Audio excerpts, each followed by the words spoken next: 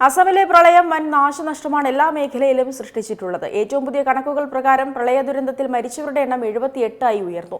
4.45 ലക്ഷം ആളുകൾ ഇപ്പോഴും പ്രളയബാധിതരായി കഴിയുകയാണ്. ഈ മൺസൂൺ കാലത്ത് പെയ്ത അതിശക്തമായ മഴയും മേഘവിസ്ഫോടനങ്ങളും പ്രളയത്തിന്റെ തീവ്രത വർദ്ധിപ്പിച്ചെന്ന് അധികൃതർ വ്യക്തമാക്കുന്നു.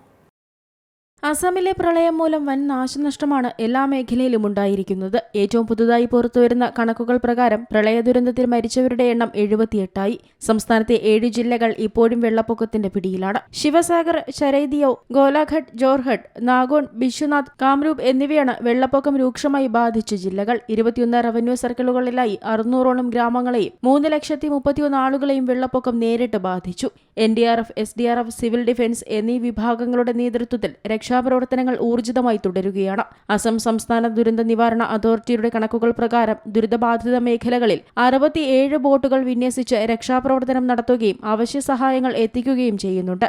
വ്യാപകമായ കൃഷിനാശമാണ് സംസ്ഥാനത്ത് പ്രളയത്തോടെ ഉണ്ടായിട്ടുള്ളത്. വിവിധ ജില്ലകളിലായി 21,523.08 ഹെക്ടർ കൃഷിഭൂമി വെള്ളത്തിനടിയിലായി. വിളനാശത്തിനൊപ്പം കന്നുകാലികളും പ്രളയത്തിൽ ഒലിച്ചുപോയി. പ്രളയബാധിതരെ സഹായിക്കുന്നതിനായി അസം സർക്കാർ 200-നടുത്ത് ദുരിതാശ്വാസ ക്യാമ്പുകളും വിതരണ കേന്ദ്രങ്ങളും തുറന്നിട്ടുണ്ട്. മൺസൂൺ കാലത്ത് അസമിൽ പ്രളയം പതിവായി ഉണ്ടാകാറുണ്ട്. ദേശീയ പ്രളയ കമ്മീഷന്റെ കണക്കുകൾ പ്രകാരം സംസ്ഥാനത്തിന്റെ ഏകദേശം 40% പ്രദേശങ്ങളും പ്രളയ സാധ്യതാ മേഖലയാണ്. എല്ലാ വർഷവും കനത്ത മഴയെ തുടർന്ന് ബ്രഹ്മപുത്രയും ബരാഗ് നദിയും അവയുടെ പോഷക നദികളും കരകവിഞ്ഞൊഴുകുന്നതോടെ വിശാലമായ പ്രദേശങ്ങൾ വെള്ളത്തിനടിയിലാകുന്നത് പതിവാണ്.